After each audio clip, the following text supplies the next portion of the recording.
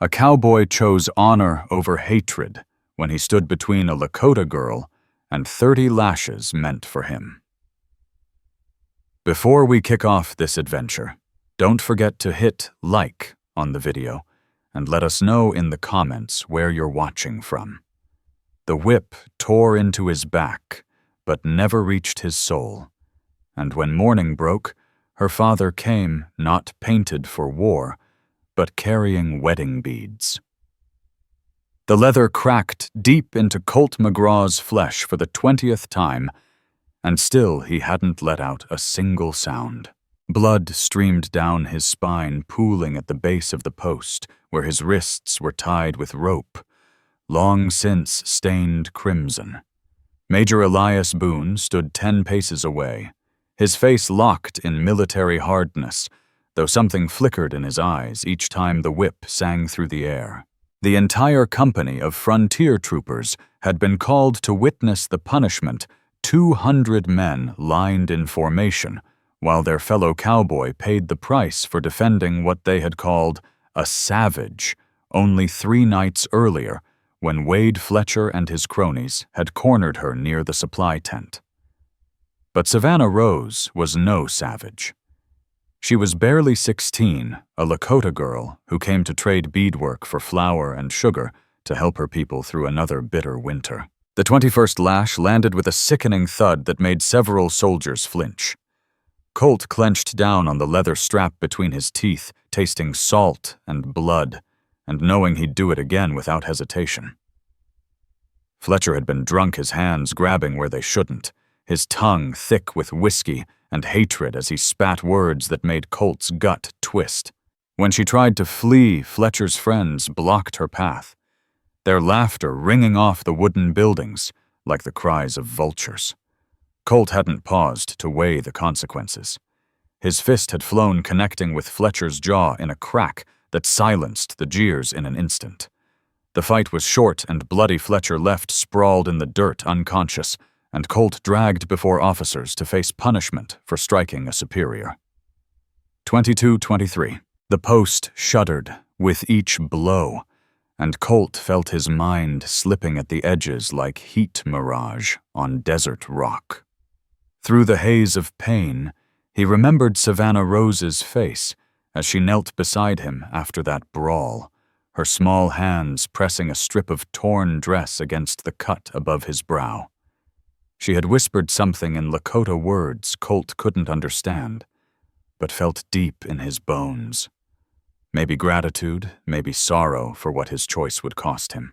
When the deputy marshals came to haul him away, she pressed a small carved bird into his palm, smooth and warm from her touch. It still waited for him in his cell if he lived through 8 more lashes. The crowd stirred as the 24th stroke fell. Hooves sounded at the main gate, clear even through Colt's fogged hearing. Major Boone raised his hand, and the whip halted mid-swing. Colt sagged against his bonds, blood dripping steadily to the hard earth. Through swollen eyes, he made out riders entering the compound. 3 Lakota warriors mounted with the effortless grace of men born to the saddle. The central rider was older, silver, streaking his long hair, his shirt adorned with porcupine quills and bear claws. His face was leathered by sun and years, yet his eyes shone sharp as obsidian as they took in the scene. The troopers' hands twitched toward their rifles, but Boone's sharp command froze them in place. This was Red Hawk Father of Savannah Rose, a leader who commanded respect, even from foes. He had ridden into a garrison with only 2 warriors, Black Elk and Running Wolf, a sign he had come to talk, not to fight. The chief's gaze locked on Colt, taking in his bloodied back and the post stained with suffering. For a heartbeat, something flickered across his features, surprise, maybe recognition, before he masked it with the careful calm of a man used to delicate negotiations. He dismounted slow and steady dignity in every movement and walked toward Major Boone. The officer met him halfway, 2 leaders facing across years of mistrust and war. When Red Hawk spoke, his English was deliberate and sure. Each word carried the weight of a man who knew lives hung on language. "My daughter told me of the cowboy who stood for her against his own people," he said, his voice clear over the silent yard. "She told me of his courage and of his price." Colt felt those words strike like a hammer against his chest. Savannah had told her father the story, told it in a way that mattered. Red Hawk's eyes turned back to Colt, studying the bloodied young man lashed to the post.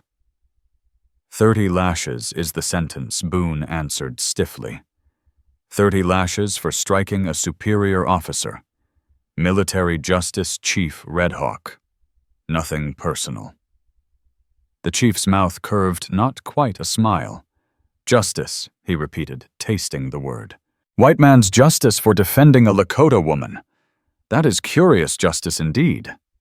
The tension wound tighter, every trooper waiting for the spark to turn words into gunfire. But Red Hawk raised his hand, his tone even. 6 lashes remain. I ask you wait, give me this day to speak with my people, to weigh what I have witnessed here. Major Elias Boone frowned, clearly uneasy with the delay, but something in the chief's manner gave him pause. Your daughter is safe, the major said carefully. She returned to your camp unharmed, thanks to... His eyes shifted toward Colt McGraw. Red Hawk gave a slow nod. She is safe in body, but in heart and spirit those wounds take longer to mend.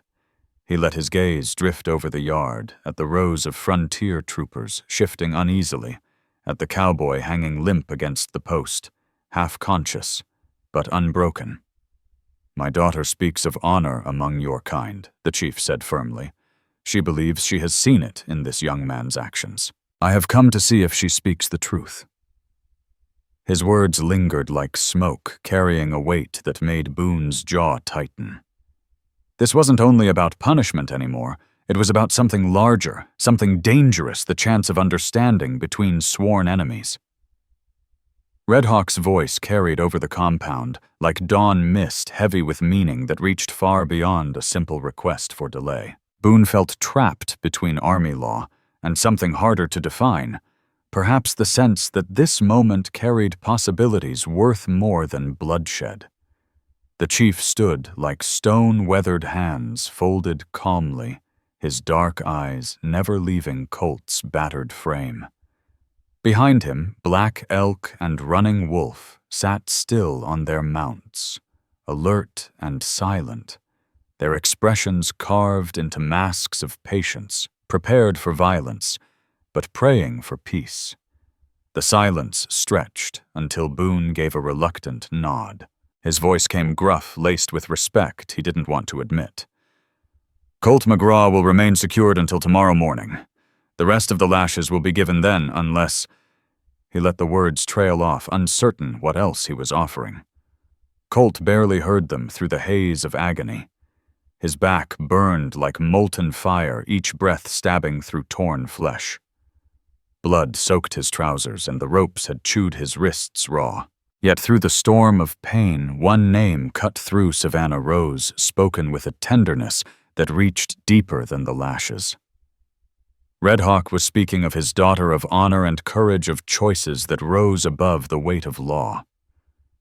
Colt forced his head up to prove he was still there, still fighting to remain upright. Sparks of blackness danced at the edges of his vision, but he locked his eyes on the chief and saw something unexpected there. Not gratitude exactly, but a measuring respect worth more than gold. The Lakota leader stepped closer to the whipping post, close enough that only Colt could hear. His voice was low, deliberate. My daughter sees your heart, young cowboy. She tells me of eyes without hatred, hands that protect instead of harm. She asks many questions about the man who chose pain over silence. Colt's throat was raw, too dry for speech. He managed only the smallest nod, and fire streaked down his spine. Red Hawk studied him for a long moment, then drew a small bundle from a leather pouch. He unwrapped it slowly, revealing the carved bird Colt had once placed in Savannah's hands. Now it hung from a delicate string of blue and white beads glimmering like captured sky. She made this for the man who stood between her and shame, Red Hawk said quietly. But she fears to give it. She fears white cowboys will not accept gifts from Lakota women. She fears that honor may be punished twice. The words struck Colt harder than any whip, filling him with an ache deeper than his wounds. Somewhere Savannah was worrying about him shaping something beautiful with her own hands, while he bled for a choice they'd both made in a moment of fire. He tried to speak. Only a hoarse whisper came. Red Hawk bent closer, and Colt forced the words through broken lips. Tell her it was worth it. Every lash, every second. She's worth everything. The chief's eyes flickered surprise, approval, perhaps both. Straightening, he turned back toward Major Boone, who had been watching with growing unease. The air was taut as a drawn bowstring. Every trooper sensed they were watching something unheard of, something that could shift the fragile balance between fear and understanding on this frontier. Red Hawk walked back to the officer with deliberate steps, dignity in every motion, despite the rifles leveled his way. When he spoke again, his words carried for every man present. Major Boone, you are a man of war, but also a man of... I've seen it in how you conduct yourself, how you treat captives, how you keep your word even when it costs you. Boone's face stayed stern, though the twitch around his eyes betrayed the impact of the compliment. My daughter has told me of the cowboy who defended her honor at the cost of his own body. Red Hawk continued, his voice steady. She spoke of a man who chose justice over safety, who stood against his own people for what was right. These are not the deeds of an enemy. These are the deeds of a man whose heart walks in the light. He paused, letting his words sink deep, before revealing the true weight of his presence. In my people's way, such actions create debts that must be honored. When a man risks everything to protect what is sacred to a family, that family owes him more than gratitude. Boone's hand twitched toward his sidearm, but Red Hawk raised his hand for peace. I do not speak of violence, Major. I speak of something far more dangerous to both our peoples. I speak of understanding. A ripple ran through the gathered troopers' murmurs, hushed by Boone's sharp glance.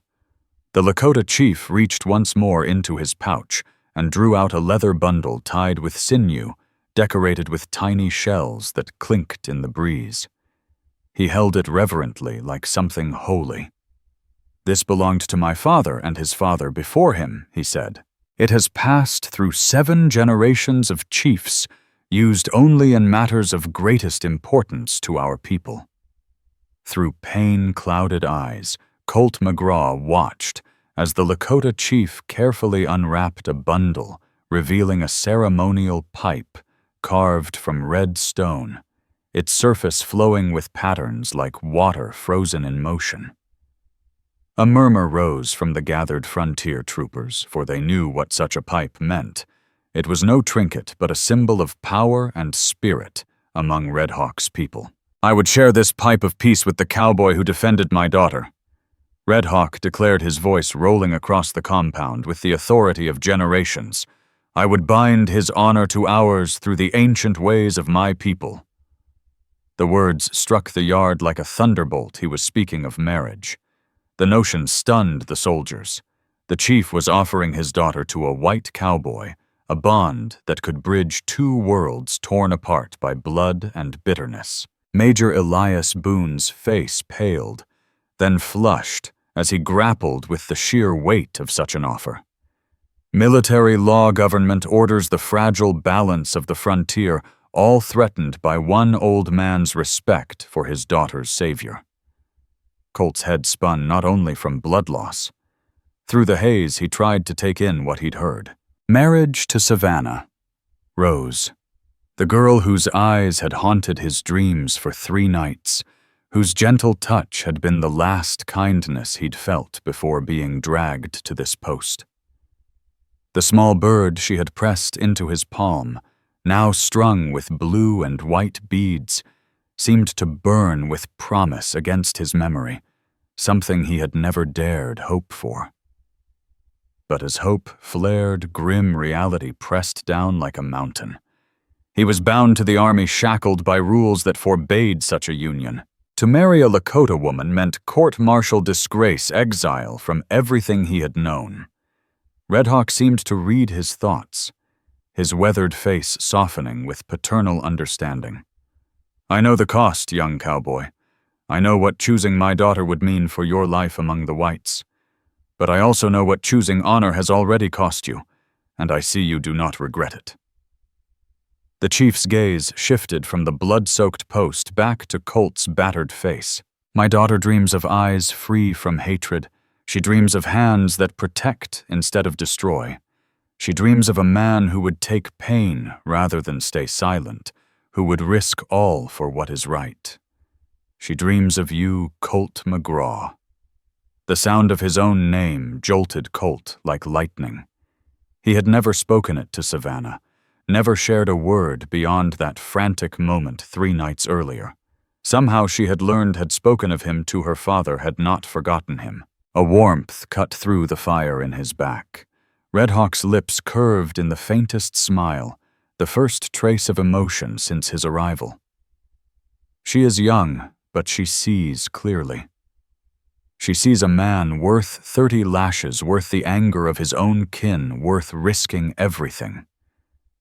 And so she has asked me to offer what has never been offered to a white man before, a place in our family.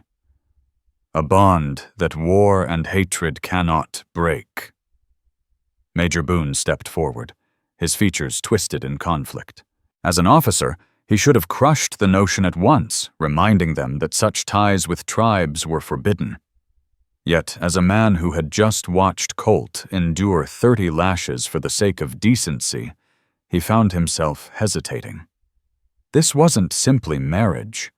It was a chance for peace. If one act of courage could bridge generations of hatred, what kind of fool would he be to destroy it before it had even begun, the silence stretched tight as a drawn bow? Colt sagged against the post, his body broken, his mind torn between unbearable wounds and the staggering possibility laid before him. Around them, 200 frontier troopers stood frozen witnesses to a moment that might redefine the line between enemies. Duty warred with conscience across Boone's weathered face protocol against something older and stronger than rules, the knowledge that certain moments demand choices of the heart, not the handbook. Redhawk waited patient, as the stones themselves. He knew what he was asking surpassed authority beyond any treaty or trade. He was offering kinship itself, a tie no government could easily sever. The redstone pipe gleamed in his hands, heavy with sacred promise. Behind him, Black Elk and Running Wolf sat motionless on their mounts, their faces unreadable. Yet Colt sensed their tension warriors ready for war, but hoping just maybe for peace. They had followed their chief deep into enemy ground out of loyalty, but this moment strained even those bonds.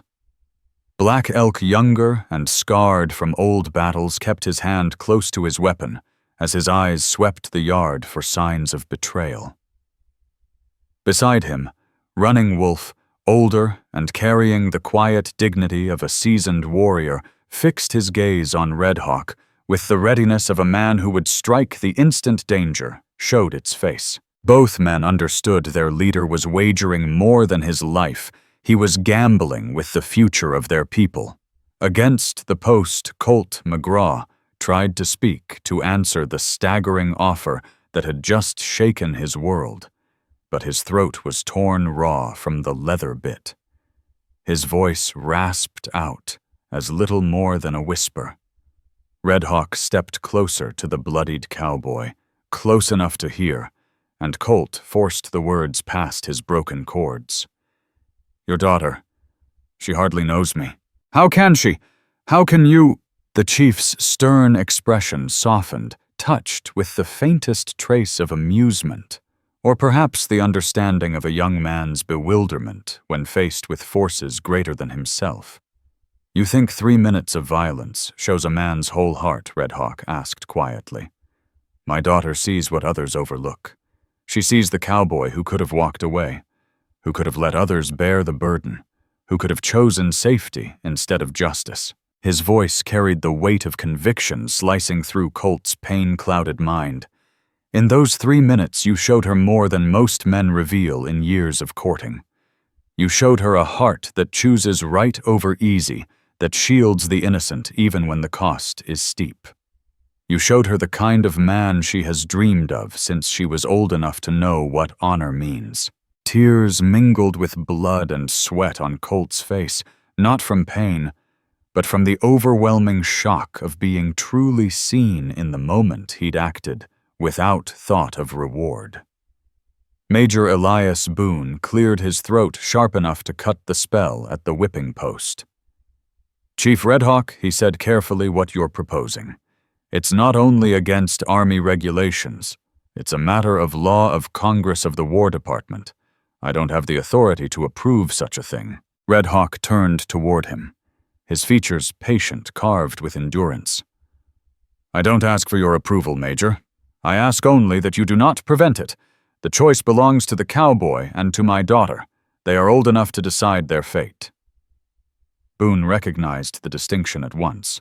Red Hawk sought no official blessing, only space to make the offer. If Colt chose to accept if he left the army behind to join the Lakota, through marriage to Savannah Rose, it would be as a free man, not as a soldier bound by orders. The Major's jaw tightened as he weighed the consequences, his mind racing. Beyond the gates came the pounding of hooves, more riders moving hard toward the fort. Boone's hand snapped to his sidearm as possibilities flooded his thoughts. Lakota reinforcements, government envoys, trouble of any kind. The tension that had hung heavy over the post erupted across the yard. Frontier troopers moved into defensive positions, rifles ready. Black Elk and Running Wolf shifted in their saddles, their instincts honed by years of survival on dangerous ground. The gates swung open, and a small cavalry patrol thundered in horses lathered with sweat riders, grim with urgency. Their lieutenant dismounted quickly, his eyes darting over the astonishing scene. A Lakota chief standing calm among armed troopers, a cowboy lashed and bleeding at the post, the air quivering with violence ready to burst.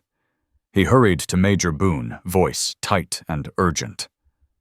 "Sir, we've got a situation 20 miles south. 3 wagon trains attacked in the last 2 days, families scattered, stock stolen. Governor Cyrus Holloway is demanding immediate action. There's talk of raising a punitive expedition against any Lakota found nearby." The words landed like blows. Colt saw Red Hawk's face tighten, the fragile peace they'd been shaping shattered by the pull of war. The old chief had come in peace, offering kinship, but the world outside clamored for blood. Boone's expression hardened as he digested the news. With attacks mounting and politics boiling, the last thing he could risk was being seen bargaining with Lakota leaders. The lieutenant pressed on, voice rising with urgency. "Sir, words come from Washington as well. They're sending a special investigator to review how we're handling Native affairs out here. Questions are being asked about our methods, about our success rate." His eyes flicked toward Colt, tied and broken at the post, before returning to Boone.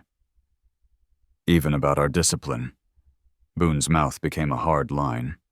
A federal man meant scrutiny of everything, including Red Hawk's offer, and Colt's impossible place in it. If word reached Washington that he had allowed a Lakota chief to bargain the hand of his daughter to a cowboy under Army custody, the fallout would wreck not only Major Elias Boone's career, but could shake the very command of the frontier. Yet staring at Colt McGraw, bloodied and broken, yet somehow still radiating the stubborn grit that had carried him this far, Boone found it hard to brush aside what was unfolding before him. Red Hawk sensed the shift, his sharp instincts knowing the window of chance was closing fast. He stepped nearer to Boone, his voice dropping to a low, urgent timbre that carried weight without losing dignity. "Major, I know the pressure your government places upon you, the calls for vengeance against my people. But I also know not every raid was done by Lakota hands. Pawnee riders, white renegades, wearing paint to hide their crimes, they stir bloodshed so peace can never take root." The charge hung like smoke in the yard, pulling Boone's jaw tight. False flag killings were no stranger on the frontier, and Boone had long suspected some violence pinned on tribes was the work of outlaws who profited from chaos.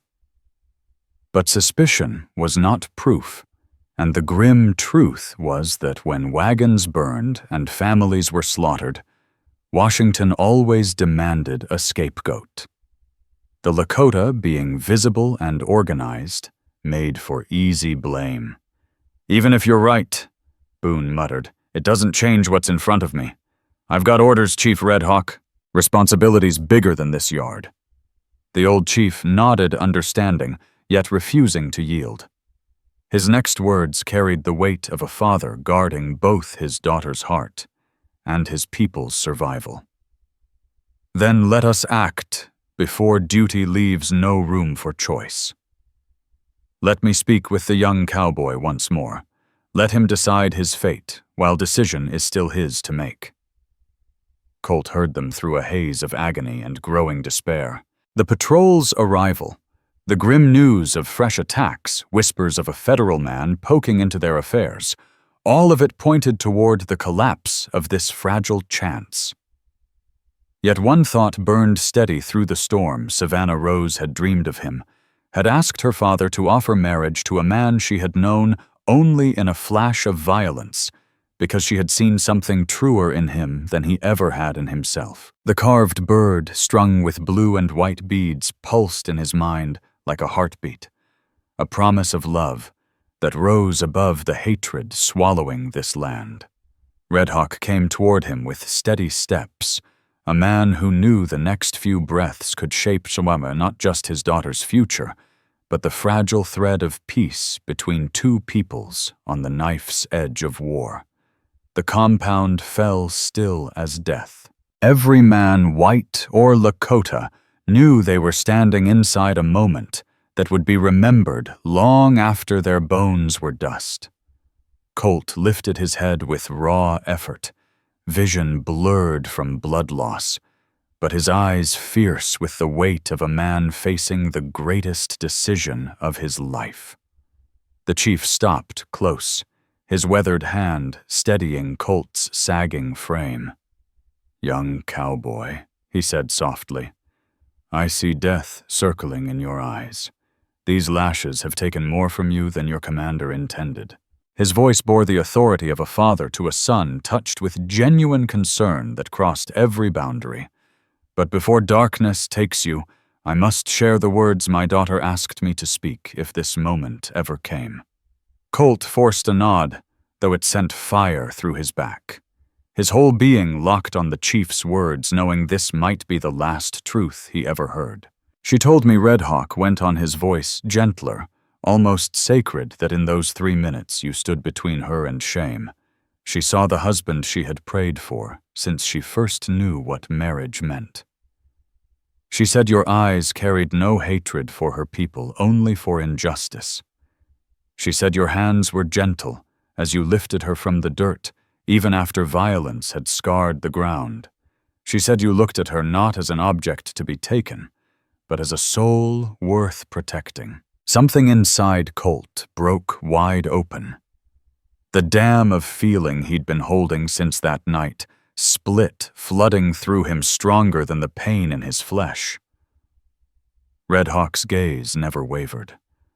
And most of all, she said that when you smiled at her just before they dragged you away, she saw the man she wanted to grow old with. Not for your strength in a fight, but because you were brave enough to sacrifice everything for a stranger's dignity. The words struck Colt like hammer blows, yet, instead of breaking him further, They brought a warmth that pushed back the cold creeping into his limbs. Savannah Rose had seen all of that in their brief encounter, recognizing something in Colt McGraw that he was only now beginning to grasp about himself. From behind came the sharp bark of Major Elias Boone, his voice cutting across the yard as he gave orders to the cavalry patrol that had just ridden in. "Lieutenant Silas McGraw, get your men fed and rested. We ride at first light to look into these attacks. Send word to Fort Laramie, and I want everything there is to know about this federal investigator before he shows his face." The crisp efficiency of Boone's commands stood in stark contrast to the raw, personal struggle happening at the whipping post, a collision between the cold machinery of the frontier army and the beating heart of a single man's choice. Red Hawk's expression hardened as he realized their time was slipping away. He stepped closer to Colt, his voice solemn with the gravity of a sacred offer. "Colt McGraw," he said, using his full name, as if sealing it with ritual weight, "my daughter has asked me to bring you an offer no white man has ever been given by our people. She asks if you would leave the life of a soldier to become her husband, to join our family, not as a captive or curiosity, but as a son and a warrior honored among us." He let the words sink in before adding softly, "She knows the cost. Your uniform, your country, the place you hold among your own.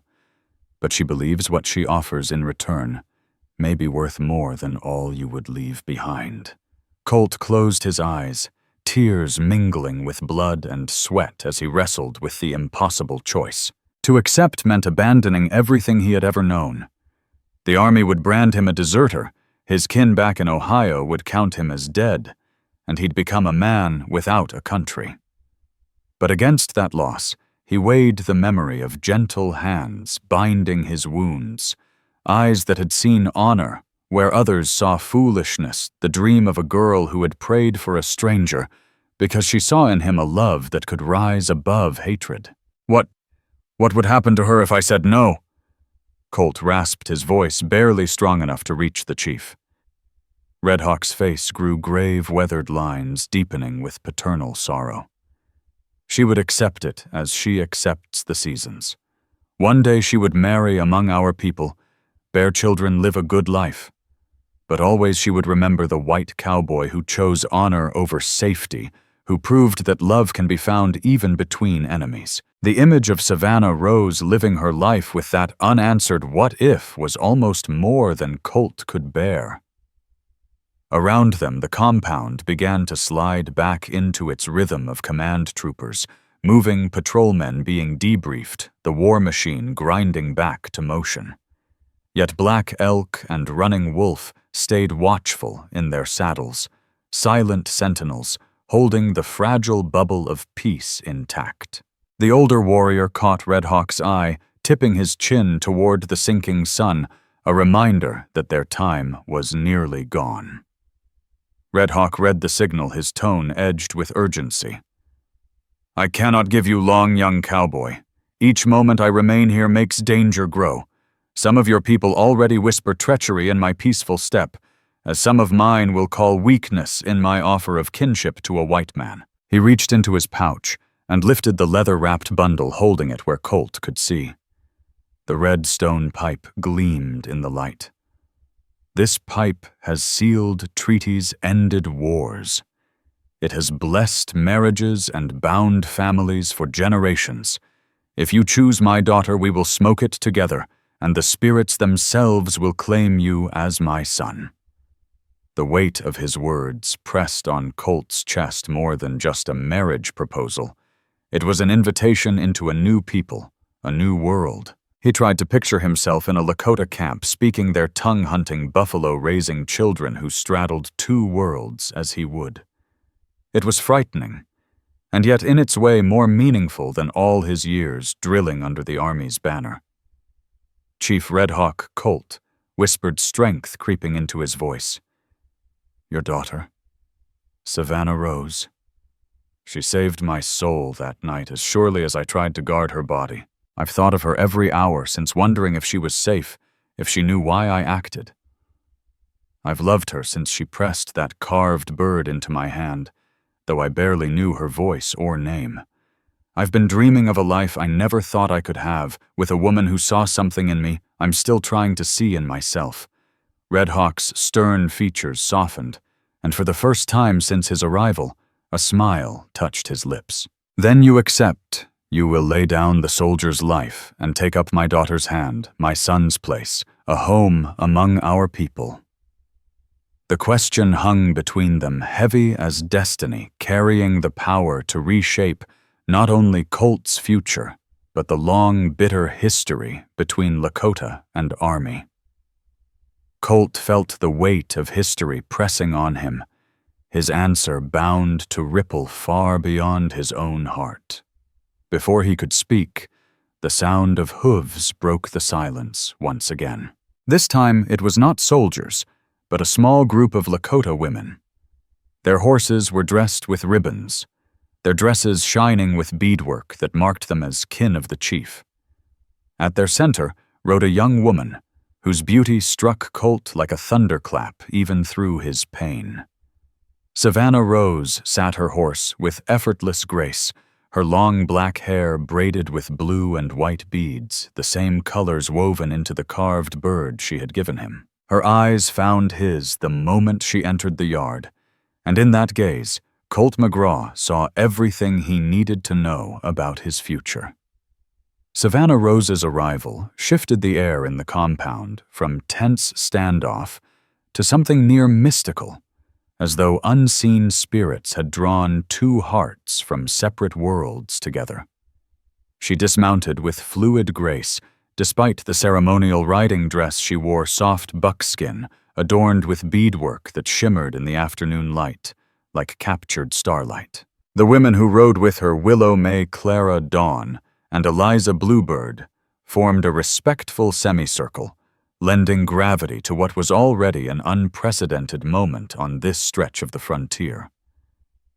Colt's breath caught as she approached, her dark eyes never leaving his battered frame. She read his pain, his exhaustion, but also something deeper, something that curved her lips into the faintest of smiles. Major Elias Boone stood aside with the look of a man who had lost command of his fort military protocol, dissolving before forces no regulation could tame. The very presence of Lakota women at his post was remarkable enough, but their ceremonial dress and reverence toward Red Hawk's daughter marked this as something far greater than a casual visit. Boone's mind raced. Abner, Whitlock, federal investigators, Governor Cyrus Holloway, newspaper men eager to print scandal about soldiers and Indian women. Yet there was no denying the dignity with which Savannah Rose walked toward the whipping post where Colt hung, and Boone could not bring himself to order them gone. Savannah stopped close enough to see the full toll of the lashes. Her face was calm, prepared, but her eyes betrayed the storm inside pain at his suffering gratitude that he still drew breath. And something else Colt recognized instantly, the same love that had taken root in his own chest since the night he defended her. When she spoke, her English was careful, yet steady. Each word chosen as if it carried her soul. I asked my father to wait to let me see you before you gave your answer. I needed to look in your eyes again to know what I saw that night was true. Colt tried to straighten against the ropes, forcing himself upright despite the blaze in his back. He met her gaze head-on, showing her everything he felt written in his features. Savannah, he whispered her name like a prayer on his torn lips. I've been dreaming of you every hour since they dragged me away.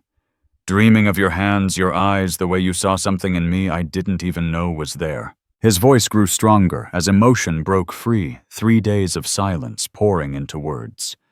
I wondered if I'd ever see you again, if I'd have the chance to tell you those 3 minutes changed everything about who I am and who I want to be. She stepped closer, close enough to touch him if custom had allowed. Instead, she reached into a beaded pouch and drew something that made Colt's heart leap. The carved bird he had once returned to her, now set into an elaborate necklace of blue and white beads, silver bells tinkling softly in the afternoon breeze. "I have carried this since that night," she said, her voice steady, though her eyes shone. Not just the bird, but the memory of hands that shielded instead of harmed, eyes that held no hatred, a heart strong enough to suffer rather than stay silent. She held the necklace where all could see the carved bird glinting in the shifting light as the bells sang faint music, transforming the harsh army yard into something sacred. Among my people, Savannah continued her voice, taking on the cadence of tradition. When a woman gives her heart, she creates something with her own hands and offers it as a sign. This necklace took 60 hours of work, each bead placed with thoughts of you, each stitch made with prayers that the spirits would keep you alive long enough to receive it. The knowledge that she had poured so many hours into this, every moment thinking of him, cracked something wide open in Colt's chest.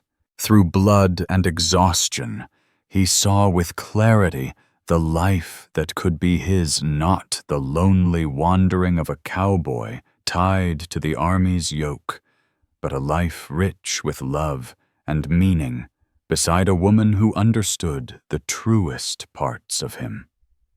Savannah. He said her name, carrying all he felt. "I accept. I accept your father's offer, your offer, to be your husband, to be your kin, to be one of your people. I choose love over duty, heart over habit, you over everything I've ever known." Red Hawk's stern face broke into the first true smile Colt McGraw had ever seen from him. The expression softened the chief's weathered features, revealing not only a leader, but a proud father. He stepped forward and unwrapped the ceremonial pipe, each movement deliberate, steeped in the weight of generations. "Then it is settled," he declared, his voice ringing across the compound, stirring the frontier troopers, who realized they were witnessing something no history book had prepared them for. "Colt McGraw, you will be cut down from this post not as a whipped cowboy, but as a man joining a new family through marriage to my daughter." Major Elias Boone stood frozen, torn between orders and humanity, between protocol and a truth too sacred to deny. Regulations screamed at him to refuse to finish the punishment, to keep the barrier between white and Lakota unbroken. But the dignity of Red Hawk's offer and the unmistakable love between Colt and Savannah Rose held him silent. When Boone finally spoke, his voice bore the weight of a decision that would mark the rest of his life. "Colt McGraw, if you accept this, you understand it ends your service. No pension, no benefits, no ties to the United States government." Colt nodded, eyes locked on Savannah Rose. "I understand, sir, and I accept it gladly." Boone studied him for a long breath, then turned. Hank Dobbs cut him down. "His punishment is complete. By his own choice, his service ends here." The sergeant's blade sawed through the ropes, and Colt crumpled to his knees. Savannah was there in an instant, her hand slipping beneath his arm to steady him. The touch was electric confirmation of every dream that had carried him through the agony. She whispered something in Lakota words he didn't know, but felt burn into his soul, then turned to English, so all could hear. "I dreamed of this day," she said softly, her voice trembling with joy. "Dreamed of the moment when the brave cowboy would be my husband, when two peoples would be joined by love instead of divided by hate." Red Hawk knelt beside them, the pipe in his hands, his voice taking on the cadence of ceremony. "This pipe has blessed the marriages of 7 generations. Today, it blesses something new, a union that binds 2 worlds. No government can undo it, no war can destroy it." He guided Colt's trembling hands as the cowboy drew the sacred smoke, sealing his vow before spirits and men alike. As the smoke curled skyward, Colt felt something within him shift forever. The man who had been dragged to the post for 30 lashes was gone. In his place stood a husband, a son, a bridge across a chasm carved by centuries of hate. Savannah took her turn with the pipe tears glittering in her eyes. The silver bells on her necklace chimed in the breeze, their music wrapping the ceremony in sacred wonder. The compound erupted cheers from some troopers, uneasy murmurs from others, while black elk and running wolf lifted their voices in a Lakota song of celebration that echoed against the stockade walls. Colt leaned against Savannah's strength, his pain fading beside the joy of finally finding his place in the world. As the sun dipped low, painting the sky in fire and gold, the carved bird with its blue and white beads seemed to dance in the light, a living symbol of love, stronger than fear. Major Boone watched, torn between dread and awe, knowing he would answer for this day to governors and generals. Yet he also knew he had seen something rare proof, that even in the harshest corners of the West, love could carve bonds stronger than law or steel. 3 months later, life along the Powder River bore little resemblance to the fort he had left behind. The Lakota camp sprawled like a living circle of memory types rising in neat rows. Outside the lodge, he now shared with Savannah Rose Colt, sat cross-legged, learning beadwork at her side, each stitch a reminder of how completely his life had turned. The scars on his back had healed into proud ridges, but the man who carried them was no longer the cowboy tied to army duty. He was Wasenhin Waste Good Intention, the name Red Hawk had given him in the adoption that made him kin. Savannah Rose stepped from their lodge with a bundle wrapped in soft deer hide, her movements steady and deliberate, the way of a woman in tune with the earth around her. Colt McGraw looked up from the beadwork she had been teaching him, and his breath caught when he noticed the gentle swell beneath her dress, the unmistakable sign of the life they had created together. She sat beside him with graceful ease, her dark eyes glowing with the secret joy they had shared in whispers these past weeks. When she unwrapped the bundle, Colt saw the tiny moccasins she had been crafting, each decorated with the familiar blue and white pattern from the carved bird necklace she wore daily. "Child will need strong feet for the journey ahead," she said softly, her English now sprinkled with Lakota words Colt was slowly learning. The baby was expected in the dead of winter, when the Apache ridgefolk would be sheltered in their valley, surrounded by the old rhythms of survival and ceremony that had carried them through countless generations. Colt reached out, touching one of the tiny shoes, marveling at the skill and love stitched into every bead. In his old life, children had been an idea he never dared picture. But now, with Savannah's hand warm on his arm and their child stirring within her, the future felt achingly real and beyond precious. The sound of hooves broke the quiet. Colt looked up to see a rider approaching a figure he knew too well. Major Elias Boone rode with his usual soldier's posture, though his face carried none of the rigid authority it once had. Instead, it bore the weariness of a man carrying unwelcome news. Red Hawk emerged from his lodge, every step radiating the quiet power of a leader who had spent a lifetime keeping his people alive. The two men, once enemies across rifle barrels, now greeted each other with the wary respect of men who had found fragile common ground. Boone dismounted and approached Colt and Savannah, his features lined with the burden of months spent defending a choice that had shaken the order of the frontier. Colt Boone said, his voice formal but heavy with concern. "I need to speak with you. There have been developments, things that threaten your safety." Red Hawk joined the circle, folding himself down with his usual calm dignity. Boone continued each word, measured like a man delivering a battlefield report. "The federal investigator Abner Whitlock has finished his review of frontier operations. His report is harsh critical of how we deal with the tribes. More pointedly, it questions the wisdom of allowing personal ties between Army men and Native families. Savannah's grip tightened on Colt's arm, her intuition sharp enough to catch the danger in Boone's words.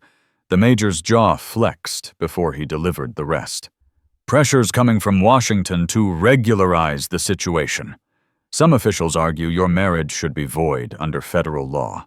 They want you brought back into custody, branded a deserter who was manipulated by enemy agents.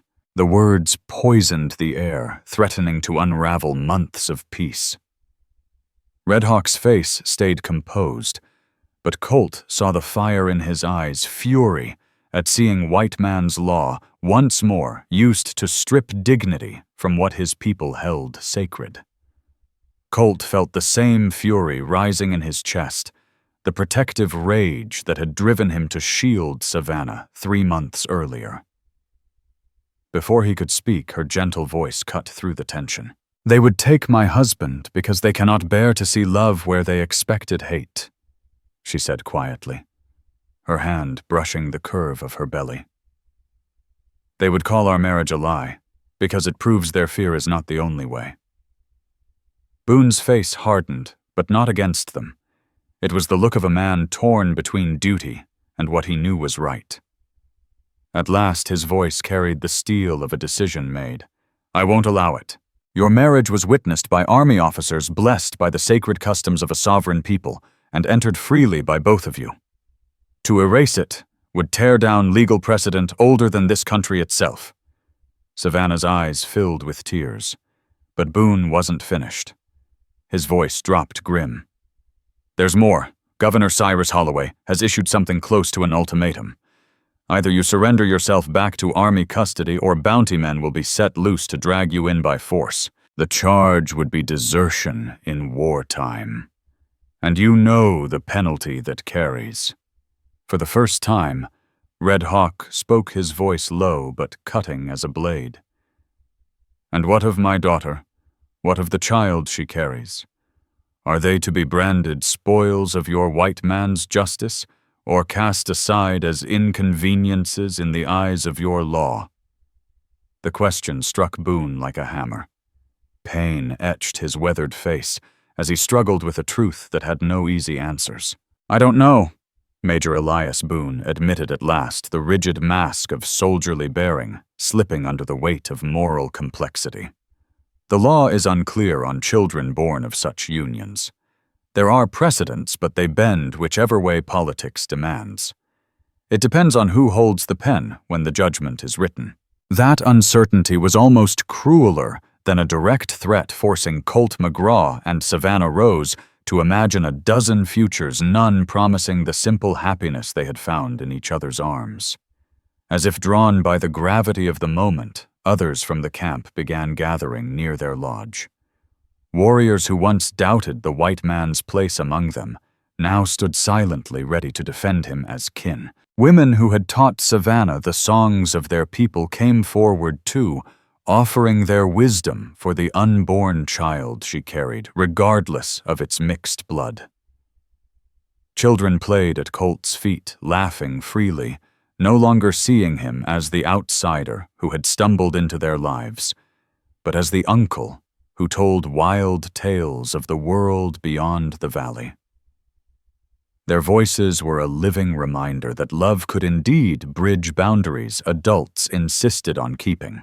Colt looked at the circle forming around him, his wife, her father, Red Hawk, the Apache Ridge folk who had welcomed him, and Boone the army man who had become an unlikely ally. The weight of choice settled heavy on his shoulders once more. 3 months earlier, he had chosen love over orders, heart over regulation, hope over fear. Now the choice rose again. The stakes sharper, the risks far greater, and the path ahead even less certain. But when Savannah's hand found his, when their unborn child stirred beneath her palm, when the silver bells of her necklace chimed in the evening air, Colt knew some choices, once carved into the soul, could never be undone. The carved bird that had bound them together seemed to flicker in the firelight, glowing as if alive, a symbol of love that had endured 30 lashes army discipline and the prejudices of 2 worlds. Whatever storm awaited them, whatever price their defiance might demand, Colt McGraw and Savannah Rose would face it side by side, bound by a love deeper than hate and stronger than law. If this story has touched your heart, I invite you to stay with us to discover more true tales of the Wild West. Stories that honor resilience, tenderness, and the spirit that God placed in those who blazed the trail. Subscribe, share. Leave your thoughts in the comments, and join us once again to journey across this untamed land. Thank you.